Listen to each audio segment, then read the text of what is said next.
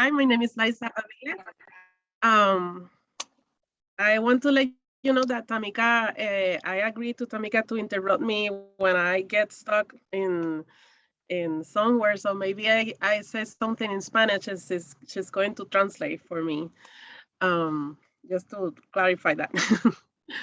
So I am a mother of two, Sophia, who have 16 years old, and Gerardo, my sweet baby, he have 8 years old, and he have autism spectrum disorder with intellectual disability and speech impartial. So the first time that I get that diagnostic, it was a lot. Like too many words, it's a lot of words. I didn't expecting that. So it was really, really hard to me to try to understand everything because it was here in Texas that I received that diagnostic in English. So I was alone with all these people. And I always say that I have here in my head at a translate person, and he just get a rest, so he left.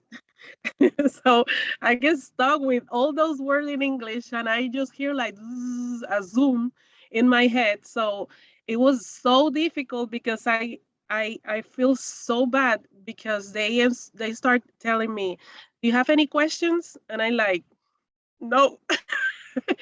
I say no immediately because I have a lot of questions. I don't know how to explain them that I didn't understand anything what they say. So can I share my screen?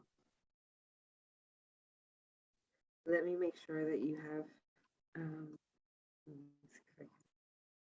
Eleanor, if I get stuck here, could you help me? I Yeah, just I be can. her co-host. Yeah, I Okay, can share my screen. got it. There you Okay. go. Thank So uh, let me see if I can. Okay. So the first time that I just tried to figure out how to understand all of this, I just make a search and I see this umbrella. So I thought that that's going to help me to understand it, but that made me more nervous and more confused because that umbrella have a lot of information, and I saw that my son have some of those, like autism, Asperger, like because it's a disorder. So it was really hard to understand all of this, and I was so confused. So for the first time when a parent received this information, and also in a language that is not our domain, is frustrate. I mean, it's a lot. So this is my big question in my head. And I said, well, now that I have those information, how I'm going to help my son? Because I feel alone. I was so confused. And I didn't receive the support of my family. My family didn't accept it at all. They said that that is impossible. Nah, that's it. And that part I need Tamika, because we say in Spanish, it's changeria, like So, like the child, it lacks discipline. The child is naughty, just doesn't listen. They're spoiled. yeah. So it's like it's a behavior issue. So he don't want to pay attention. That's why he don't speak or whatever. And it was really hard for me because I get lost, and then at the same time.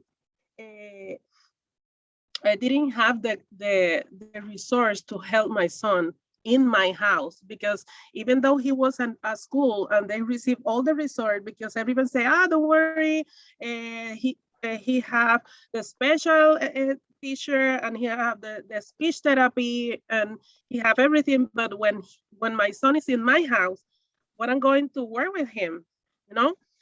And the first time that my family finally understand that my son really had something, it was one day that was in a park here in Plano, Texas.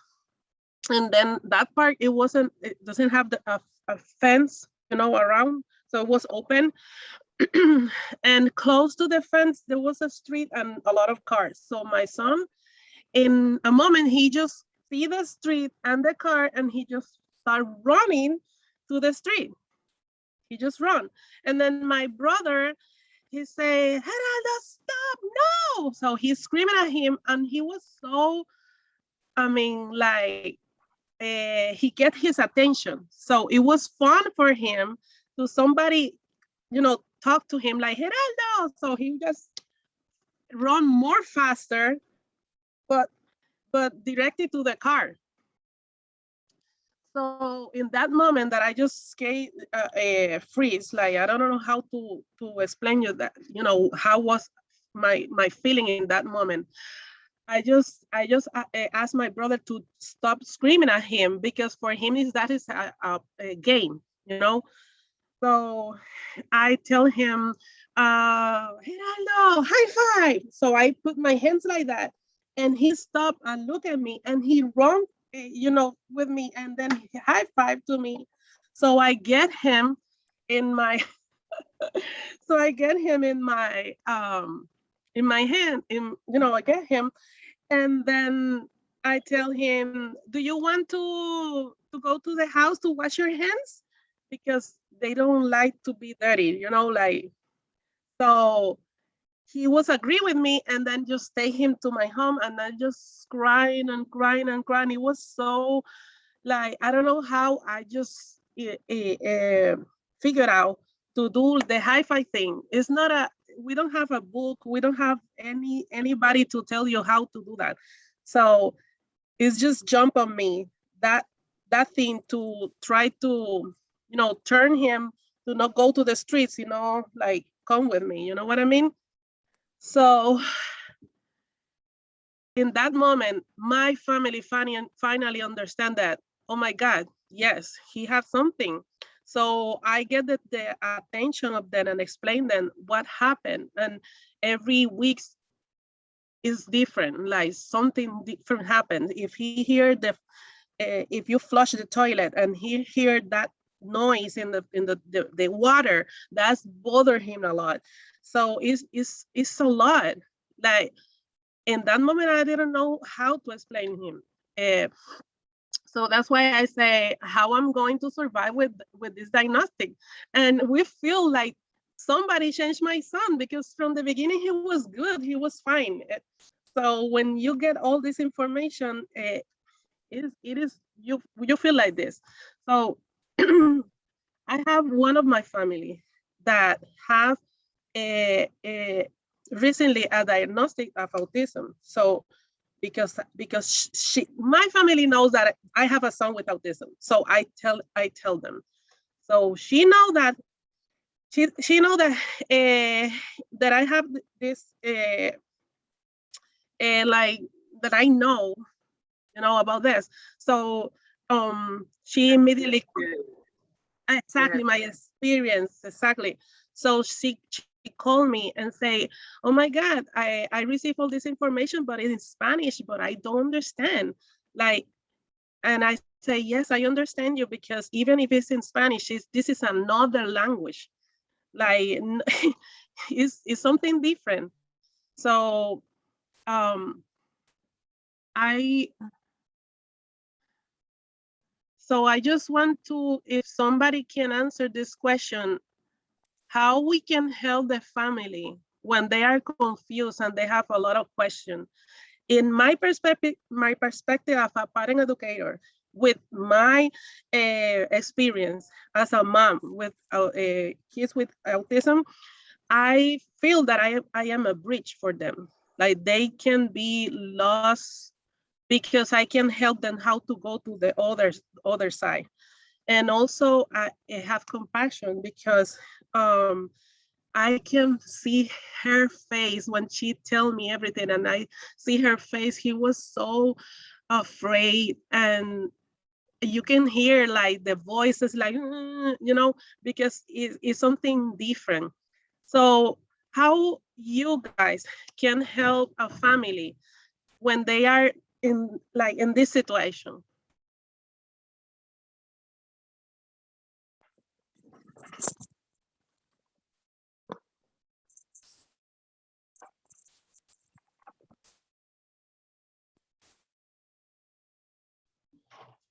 So I think maybe just a way to help is by actually not giving our own personal opinions, because you're the one actually going through it. You're the one that's getting thrown with all these words and doing your research and stuff. And as much as we want to believe what we want to believe, that a kid is just being necio, or that they need more discipline, it's our lack of understanding. So I think sometimes maybe just being quiet and just letting you speak and letting you vent.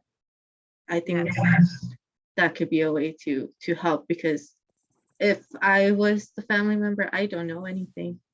And I don't see why my opinion would be of any help if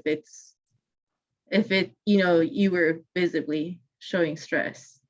And the way that you were able to calm down your kid, that example you gave about let's do high five, like you couldn't have given a bigger example of like, this is the reality of things. This is how he's wired, and you have to work with him. He doesn't have to work with you. Yes, definitely. And one of the things that I was during the years that was bothering me a lot, when somebody looked my son and said, I'm sorry, I'm gonna be emotional. Somebody look at my son and say, he don't look like he have autism. That made me mad. That made me so mad, because I having so many issues to during those years to have him like he are now, because I was working for that. Now he can work, he can uh, play with another kids, he can talk to you and see you in your eyes. That not means that he don't have autism. And it's so sad that people that can want to help, but I can tell you, please never say that. Never say that you think that they don't have autism because they can see you in your eyes. So, he's social. Look, he's working with another kids. My son, um, is a funny fact that he don't like the birthdays party because his birthday is in December. So he have to wait the whole year to get his birthday party. So when he's go to different birthday party during the years, I figured out that he have he have intellectual disability. So he's behind for 2 years. So I have to think, okay, he have 8 years old, but he's like a 5 years old kid. So I need to slow down and then tell him like, oh, next week is somebody's birthday. So he had this tantrum that day with me alone. Like, no, when is my birthday? So I have to show the calendar. So another day I have going to tell. So I have to talk to him the whole week about that birthday. And he go to the birthday party and he just playing with everybody and everything is fine. But nobody know what happened 4 days,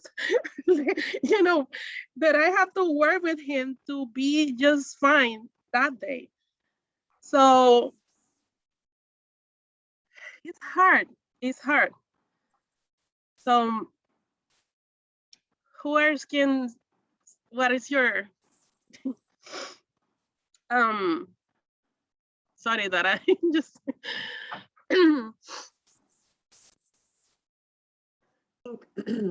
You said something you said something that really resonated with, like, when I was a family advocate, some of these stories that I would hear from the parents, or some of the reactions that I would hear from parents, was a lot like, somebody changed my son, somebody changed my child.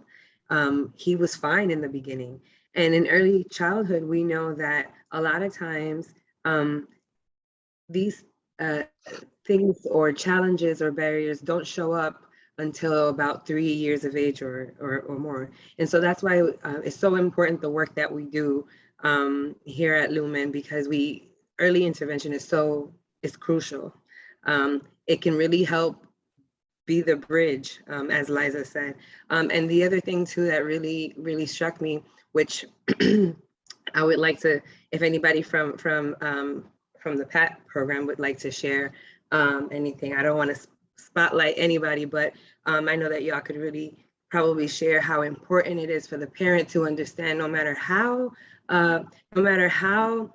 well it has been explained to them by a professional, what autism is or what the challenges are or what they need to do or what the resources are.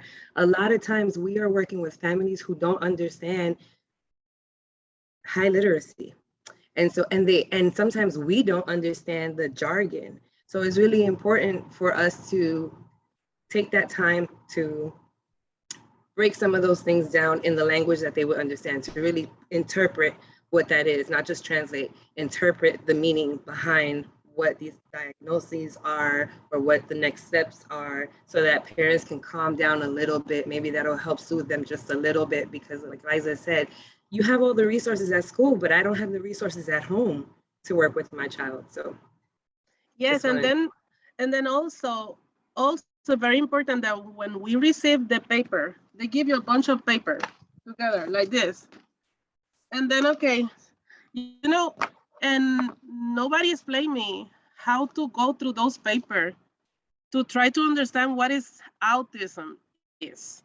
Because I mean, we know what is, but at the same time, no.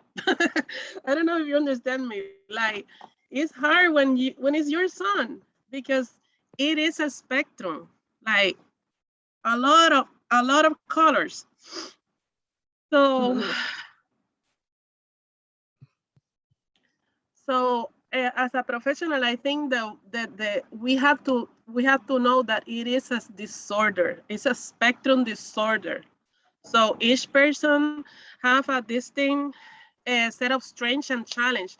My son, my son is very like he can hear a lot of something far away. Like he is very like in music. He's very good. Like he can make a lot of voices. His voice is so sweet, and he sing beautiful, and it's a lot. But at the same time, we live in a place that the train is super far away, and he can hear the train and just like he hear. I don't know how he can hear the train, because you can see his face like, and I didn't even hear the train.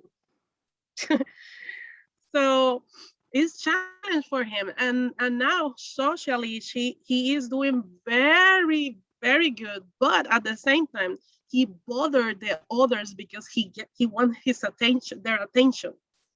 So I always have to pay attention what he's doing with the friends that he are, or the cousins, because they don't want to play with him because he is like too much, like, you know, because he want to play, you know.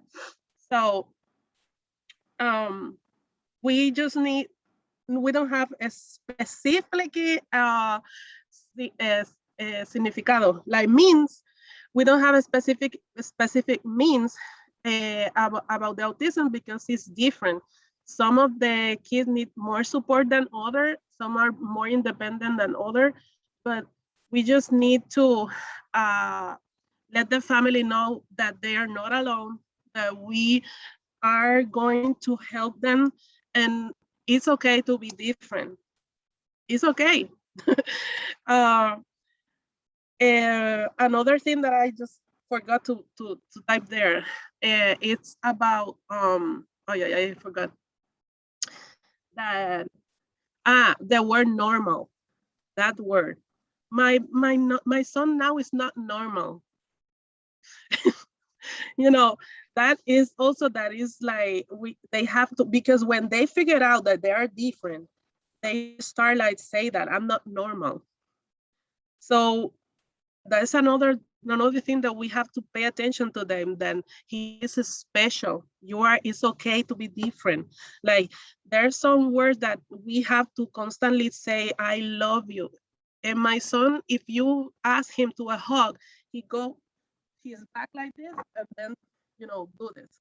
He don't make this, but he really need the hug. He need it. So if you ask him a hug, he's not going to do this.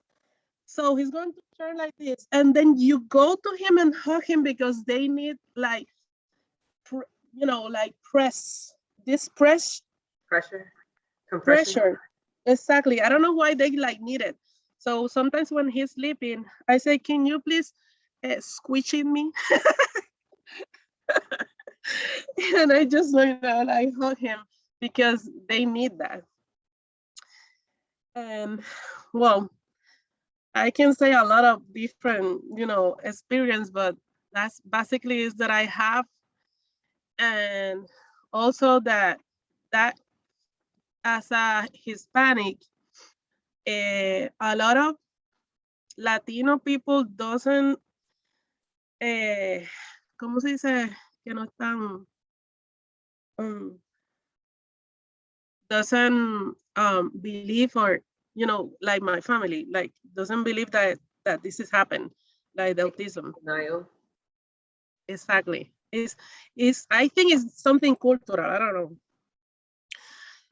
So there's a lot of resource that we can help the Hispanic people, like Voces Latinas Autism Speak on Facebook, and they just is one of the support that they can get if they don't have the support in their family. And also this phone number is they help in Spanish also. And I talk about the Spanish because for me it was difficult living here and doesn't have for the first time help from my people. And then my English is, I'm getting stuck when I try to explain something normal, and then talking about the autism, which is more difficult. um it's not easy. So that's all. Thank you so much, Liza. That was very, it, it warms my heart to hear your story, your experiences, and to see your face and hear your voice, how it goes up and down with so much feeling when you talk about your child and how you learned how to work with him, some on your own, well, a lot on your own, and how you learn to like how you learn to also share with others how to have a relationship and interact with him. I think sometimes parents are not aware, and like with Head Start, we always hear this over and over again for like everyone else who's in Head Start, that the parent is the very first teacher of the child, and the parent really is the expert, because who else would have known that he would have responded to high five when the initial reaction would be to stop him by calling his name to get his attention, and instead that just like excited him and wanted him to do more. She knows at home that the toilet flushing is really disruptive for him. Like, we wouldn't know that at school unless we learned that from the parent, or I guess over time, right? So I wanted to highlight also that this is another topic that falls in line with invisible disabilities. Liza said it plainly. Last time we talked about anxiety. And so this is just helping to create and promote awareness around invisible disabilities. And I would like to also mention that, Liza, like I said, she's a PE over here at Bachman. She's not on the EDI council yet. I don't know if she will be one day. But this is just for me to say that the platform is open for you all to share if there are topics that you think fall within the lines or the EDI theme. Reach out to us if you think you'd like to present, if there's something specific that you'd like to talk about. This specific topic was requested on a survey during All Staff Day. So when someone asked for autism awareness and advocacy, and we thought as a team that it would be awesome to include a staff professional who's also a parent. So thank you so much. Rika, I just wanted to say, Liza, what a powerful story. I learned so much from you today. And I just want to thank you. I think it takes a lot of courage to stand in front of a group of people, some of who you know and some of who you don't, and to share your story like this. it's such a powerful story, and I'm so glad we're recording this, because I think that there are so many people in Lumen and beyond who can learn so much from the story that you've shared. So thank you, thank you, thank you. You're welcome. I also wanted to say thank you to Liza, because like you said, we get papers and we get educational material that says these are the things, you know, a parent that has a child with autism will kind of experience or what to look out for. I've known for a long time that children with autism have difficulty with transitions, but I've never actually visually, physically experienced what that transition looks like. To me, that transition at one Head Start program, which just looked like the child getting from the classroom to the bus that takes her to her next program. But the transition you mentioned took a whole week, took a whole year. So I think when I think of transitions, I'm thinking of little things like we're going to stop the TV and go to the mall or something, you know, but there's other transitions that I don't think I had ever given a second to, like how they react to birthdays, how they react to, how do I have to wait this whole year, you know? So that's very insightful. And I know it takes a lot to have to tell your story over and over too. Thank you. You're welcome. And also, one other thing that I have to change in my life is when I go to the grocery or the store, I have to do it when he's at school, because the lights of the mall, all a lot of people that bother his eye. So I didn't notice that. And I know when I go into the store, he starts screaming and make a tantrum, and my family always like, this child, shut up or whatever, you know. But it's because the eye. When I talk to my doctor, I say, why he always do that? Remember, he have a problem. You know, he has a sensitive issues. So when he sees a lot of different kind of light that bother his eye, and that's why he can't tell you, because he don't know what he don't know. So he never tell you.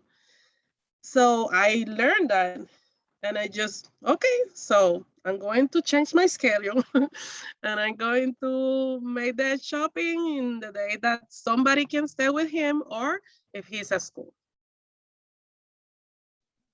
I loved the things that you said, and it's interesting to me because autism, I mean, I usually just call it the spectrum instead of the autism spectrum, because it's like, I feel like when you say autistic, people have one picture of what that means, and it means like a million different things. I mean, when I was really fortunate when my son was diagnosed, he's high functioning. Instead of them telling me he was on the spectrum, they said, well, we see this and we see this, and he's doing this. And, you know, most of these things are like, yeah.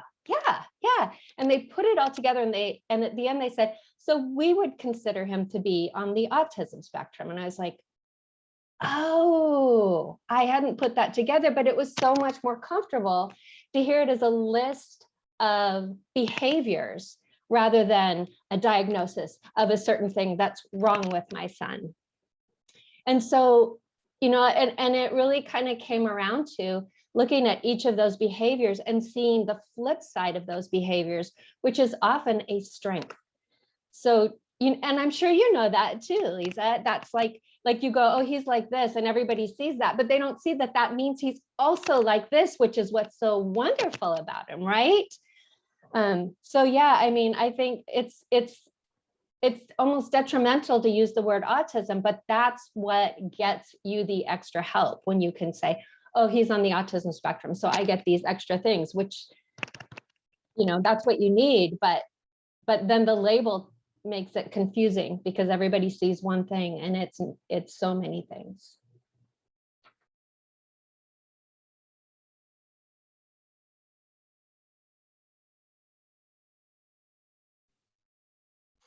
Yes, and then also my husband, he didn't speak English at all.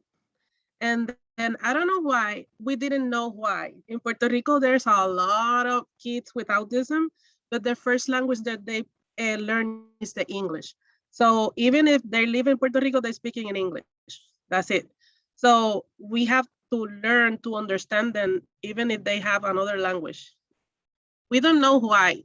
We don't know the why, but that's the first language of them. So my husband doesn't speak English at all, but my son is so special that he understands 100% the Spanish, 100%. So he understands my husband like 100%, but he just speak back in English.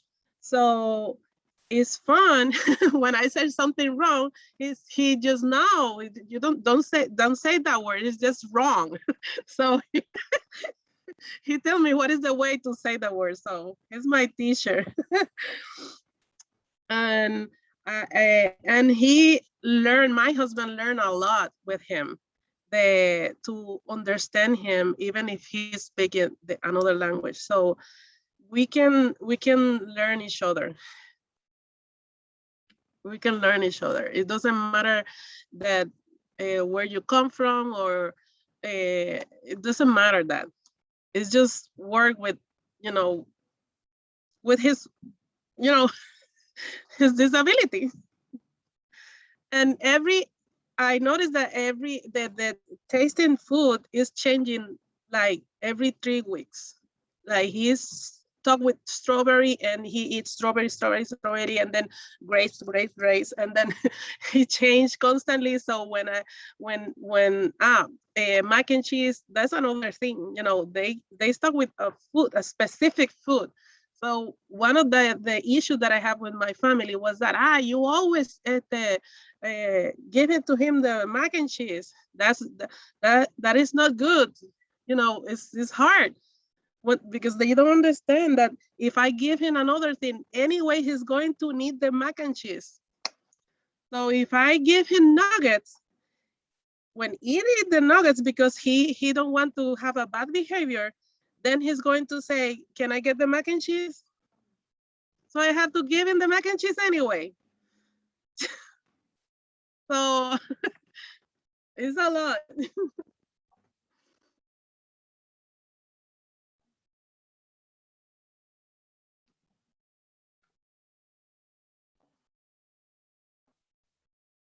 Are there any tips that you can give, like, to people that, like myself, that I haven't interacted with anybody with autism or on the spectrum, of like things to help? Maybe like how you said that you can't go to the grocery store with your son. Like, now that I'm thinking about it, if I see a kid that's acting up and giving the parent a hard time at the grocery store, I shouldn't jump to the assumption that he's just misbehaving and the parents can't keep the child under control. So like, if we're in a public area and we see something like that, I know now I'm learning, don't assume that it's because the parent isn't controlling their child, but is there anything that we can do to just like help? Maybe like, don't, like, obviously we don't want to stare, but maybe is there any tips or anything that you could give us that you wish strangers could have done for you? Actually, no. Because we don't know. I can help, for example, the mother that I'm working with her, she have an issue with his son because she told me that she wasn't she go to the bathroom, and then his son was in the living room with with her friend, and then when she come back, his son wasn't there. So she asked her, "Oh, where is my son?" And she said, "Oh, he's just right there." When they opened the door, he wasn't there. So they was like looking around the street, looking around the neighborhood. He wasn't around the neighborhood, and it was because he heard the airplane, the noise of the airplane, and he just run. So he run like, ¿cómo se dice? 4 cuadras. 4 blocks. Like 4 blocks away, and then somebody find him and call the police. So when they call the police, I'm going to answer your question. Listen this.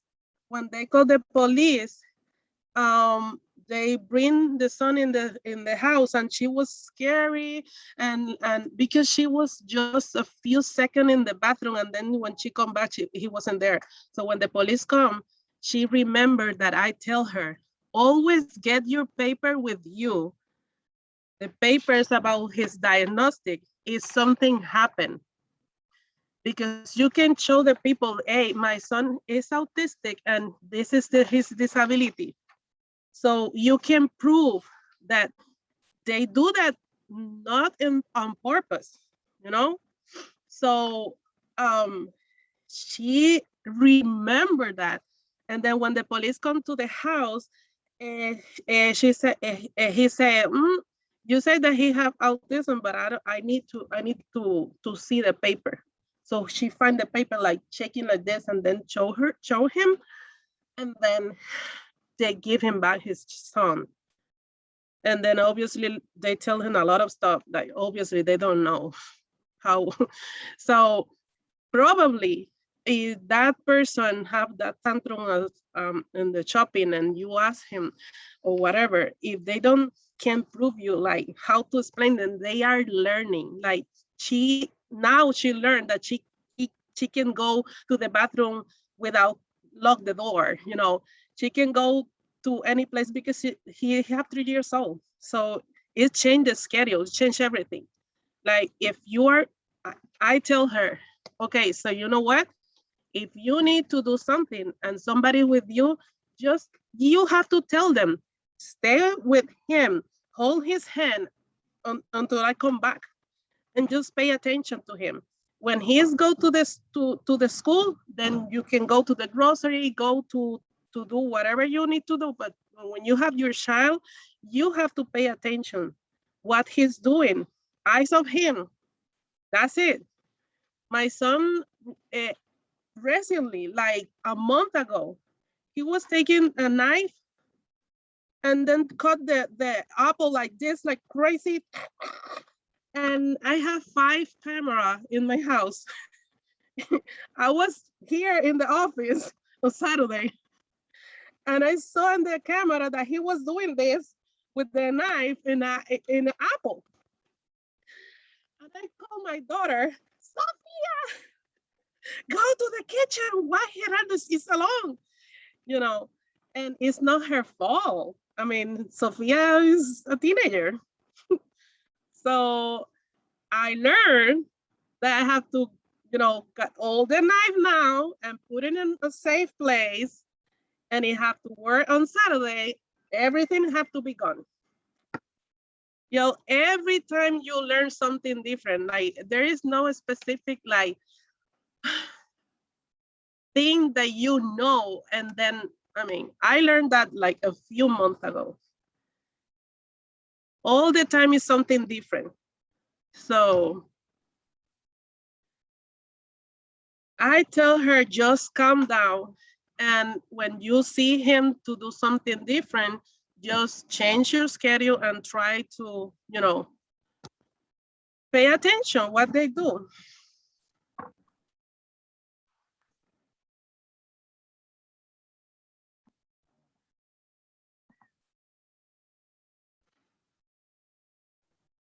So thank you so much, Liza. Does anybody else have questions or comments before we end? I wanted to respond to one other thing that Liza said. This is the EDI. This is presented to you by the EDI Council. So, it's important that what Liza highlighted about the parent having the paperwork to show first responders when they come in contact with a child or a person that has a disability, like someone who's on the autism spectrum. Because 2 things. One, that helps the parent, right? Because so many times that could have resulted in that parent losing custody of her child for some time, because they would have defaulted to she was neglectful, right? And we are in the position to make reports, and so we know what that looks like, and we know what that sounds like, right? So that's one thing that I wanted to highlight.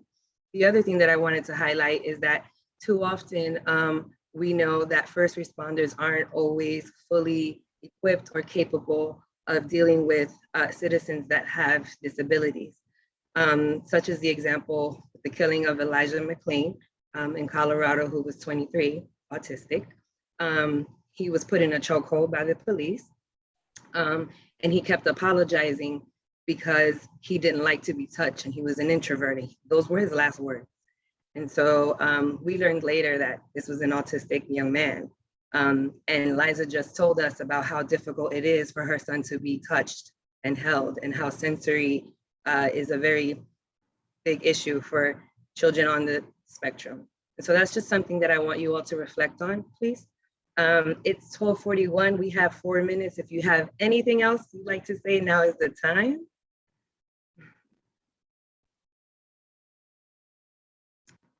All right. Thank you, Liza. Everybody have a great day and have a great weekend.